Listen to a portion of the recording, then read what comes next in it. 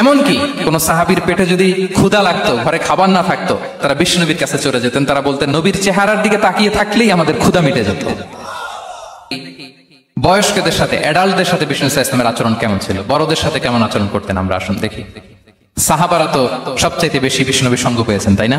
তাদের সাথে কেমন আচরণ ছিল? যে আয়াতটি দিয়ে আমি শুরু করেছি, আল্লাহ বলেছেন, ফাবিমা রাহমাতিম মিনাল্লাহি লিনতা লাহুম ওয়ালাউ কুনতা ফাযযান গালিযাল কলবি লানফাদ্দু মিন হাওলিক। সাহাবারা বিষ্ণুনবীর এত ভালোবাসা পেয়েছেন, এত সুন্দর আচরণ পেয়েছেন, তারা বিষ্ণুনবীকে সব সময় আগলে রাখতে চাইতেন, ঘিরে থাকতে চাইতেন, তার সঙ্গ ছাড়তে চাইতেন না। সুবহানাল্লাহ। বাসায় ভাল লাগে না, বিষ্ণুনবীর কাছে চলে যেতেন। ওয়াইফের সাথে মনোমালিন্য, নবীর দরবারে চলে যেতেন।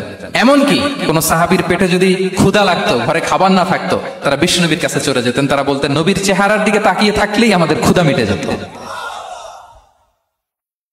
আগলে রাখতেন সবসময় বিষ্ণু ইসলামকে। আর সবসময় বিষ্ণু ইসলাম একটা স্মাইলিং ফেস নিয়ে তাদের সাথে কথা বলতেন, মুচকি হাসবেন।